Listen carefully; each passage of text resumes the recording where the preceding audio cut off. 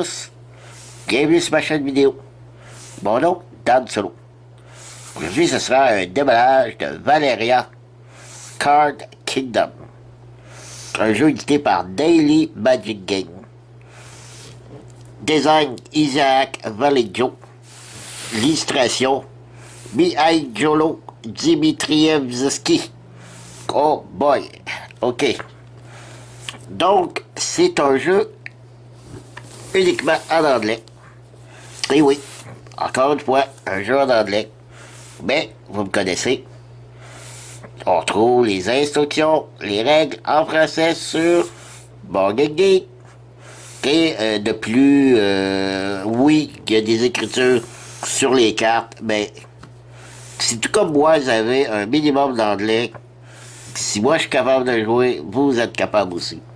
C'est vraiment pas grand-chose sur les cartes. Ça se lit très bien, ça demande un minimum. Et pour ce qui est des règles, ben, vous les trouvez en français, donc aucun problème pour jouer à ce jeu. C'est un jeu de...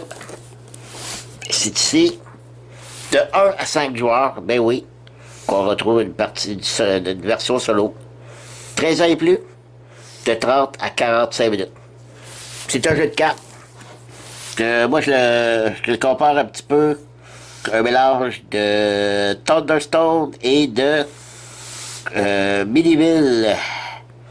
Alors, découvrons ça ensemble, le matériel de ce jeu.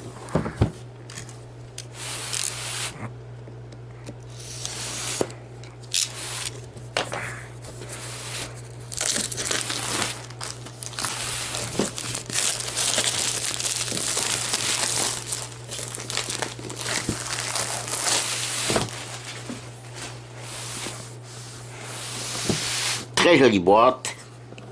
Et les illustrations des cartes, je les ai vues un petit peu, sont magnifiques. Une boîte que j'adore. C'est un fini très très doux comme boîte, très solide. Comme d'habitude, je m'attends toujours à la boîte pour la qualité. Ça en dit un petit peu long sur les composantes du jeu généralement. Si vous avez les règles, acheter la caméra. Donc les règles.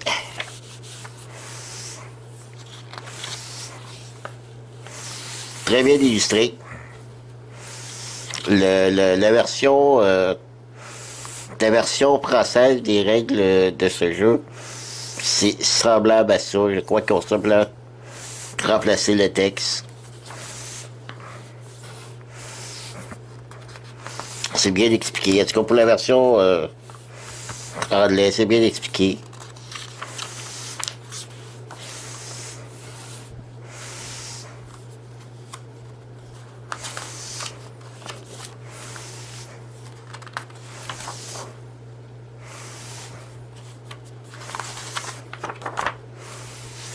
Vous voyez ici la version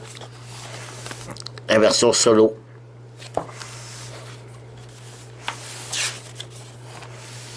19 pages en tout, 20 avec la quick référence de la dernière page.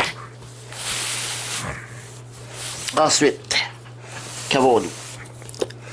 On a des jetons et regardez l'épaisseur de ce carton ultra épais, ce qui veut dire que les pions sont très épais. Écoutez, c'est un des rares jeux que j'ai vu qu'un carton aussi épais. Alors, un A+, pour ce petit dépochage de jetons. Des plastiques, ah oui, oui. Des plastiques, des dés. Deux jolis dés. Gravés à l'intérieur, c'est creusé. J'adore, ils sont comme gris, marbrés, ils sont magnifiques. Vraiment là, de très jolis dés.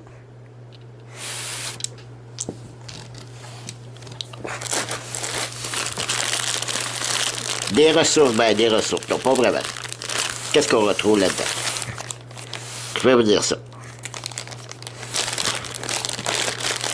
Alors ici, on a des jetons de points de victoire.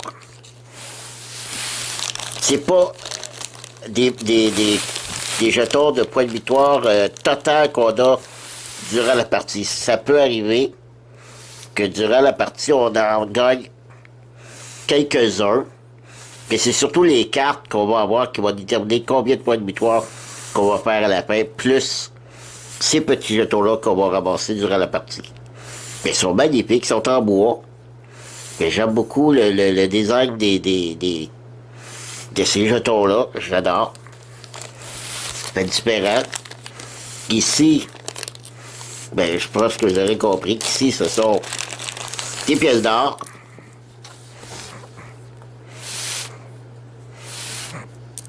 Alors ici, pas d'ambiguïté. Ce sont des pièces d'or. Ici, c'est une forme différente aussi.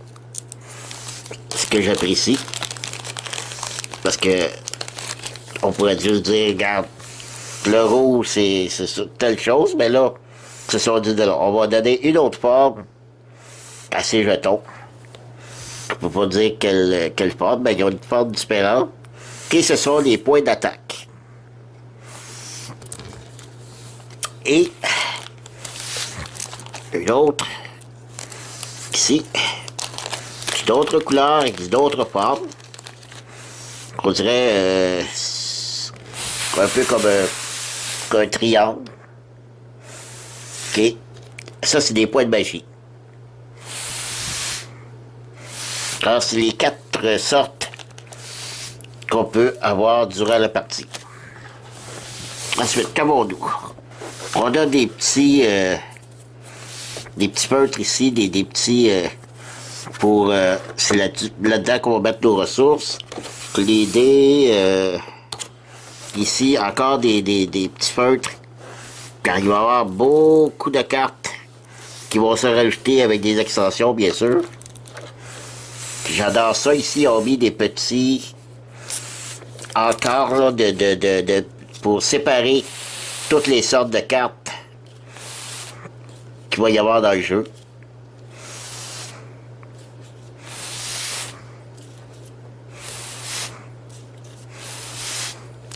Je ne sais pas s'ils ont mis pour ceux qu'il va y avoir avec les extensions. Je ne sais pas si c'est déjà prévu ou ça va être lorsqu'on va avoir des extensions. Pour ce qui est des cartes, eh bien, un paquet, 2 paquets, 3 paquets et 4 paquets. Je vais ouvrir ça et je reviens. Alors voilà, je suis de retour. Donc, j'ai maintenant tout étalé les cartes.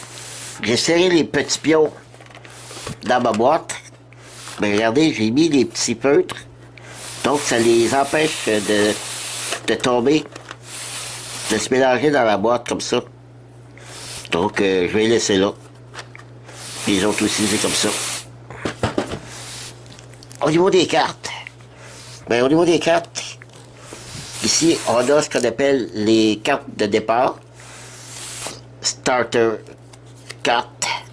Chaque joueur part avec ces 2 cartes-là, le paysan et le knight. Donc c'est la même chose. Ensuite, ah oui, au départ, j'ai oublié de vous montrer, chaque joueur reçoit une carte d'aide. Il y en a 5. Recto verso. Ça récapitule tous les symboles qu'on peut retrouver sur les cartes. Ici, les phases d'action. La publicité, c'est des extensions. On a 2 petites extensions qui s'en viennent, qui rajoutent un paquet de, je crois, de Citizen, les King Guard. Ici, ça doit être des monstres, je crois, les Undead Samurai. Qui va y avoir une plus grosse extension. Expansion number 1, Valeria Card Kingdom. Comment ils sont? C'est une publicité de je sais pas trop quoi. Voilà. Bon, je vais montrer les starters.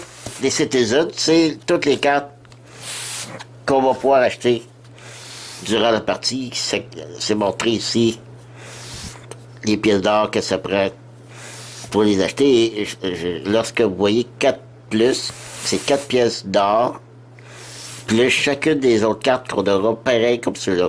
Si j'en achète une, ça me coûte 4 pièces d'or. Si j'en achète une autre, 4 pièces d'or plus l'autre que j'ai ici, donc 5, et ainsi de suite. Alors c'est pareil pour les autres. 2 plus, 3 plus. Alors je regarde les cartes. Ils sont magnifiques. Le Warlord. Le Wizard. Blacksmith.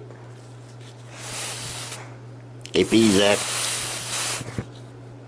le Priestess. Priestess. Aucune idée de ce que c'est. Chevalier. Le marchand. Le paladin. Très beau. Très l'artistique des cartes. Sérieux, ça me... Le Butcher. Très joli. Très, très joli. Le mercenaire. Wow. Regardez, dans sa main. On dirait le Wolverine. Le Rogue. L'Alchimiste. Le Miner. Et le Thief, le voleur. Très belle carte. Qu'avons-nous après? Eh bien, les monstres, bien sûr. Ça, je suis un petit peu déçu. Regardez la quantité de Citizen qu'on a, comparé aux monstres. J'aurais aimé d'avoir la même quantité. C'est un peu décevant pour ça. Mais bon. Là aussi, on a un certain nombre de monstres. Les gobelins. Les kobolds. Oh oui, mais ça, honnêtement, je n'ai aucune idée de ce que c'est. Le skeleton. Très joli. L'artistique, je l'ai dit, je me répète peut-être là, mais... Wow. Très belle carte.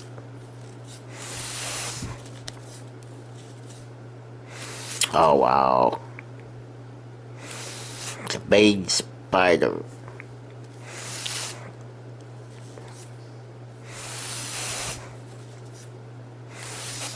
Le Gold Golem. Magnifique. Oh wow. Le Red Dragon. J'aime que les cartes soient belles. Pour moi, c'est important. Ça donne un petit plus. Plus que le jeu est beau, magnifique, c'est plaisant à jouer. Si on est dans les domaines, ce sont des genres de cités, de monuments ou de monuments ou de châteaux, de bâtisses qu'on peut acheter et qui nous donnent des avantages permanents. Ces cartes-là n'ont pas besoin d'être activées. En parlant d'activer, je vais vous montrer c'est quoi activer une carte. Encore une fois, les cartes sont superbes.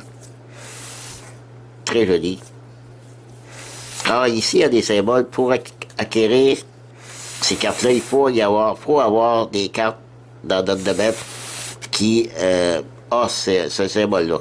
C'est-à-dire pas notre domaine, pas des domaines. Je parle des citizens qui possèdent ces symboles-là. Alors, très joli. Je parlais d'activation. Je vais revenir avec les cartes. Ici, c'est les Dukes. Ce sont des personnages qu'on a au départ.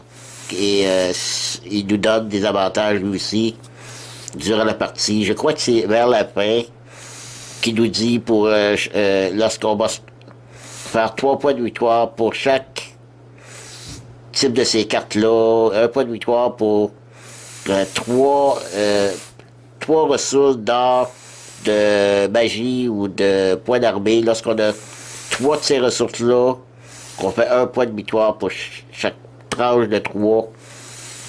Ainsi de suite. Pour d'autres, c'est 4. Alors, ça dépend des cartes. C'est juste pour nous dire à la fin qu'est-ce qu'on va gagner. Nous, on le sait, donc il faut ramasser peut-être des bâtiments par rapport à tout ça.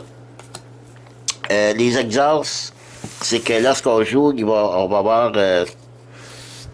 4 rangées de 5 cartes, 5 paquets de cartes qui vont représenter les monstres, les citizens et les domaines. Et lorsqu'on finit un paquet de ces cartes-là, on met une carte exhaust pour dire que ce paquet est fini.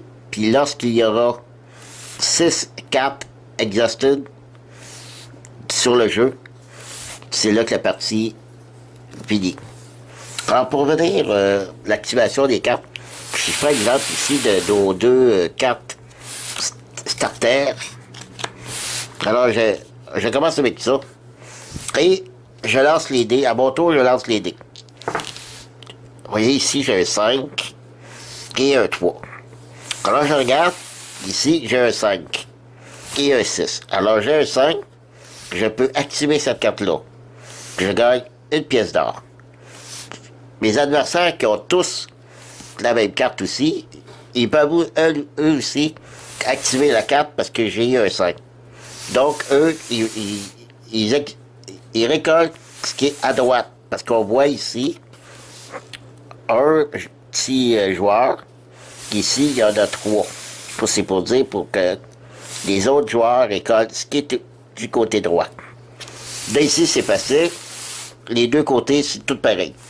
Mais les citizens ici qu'on va acquérir, les deux côtés ne sont pas pareils.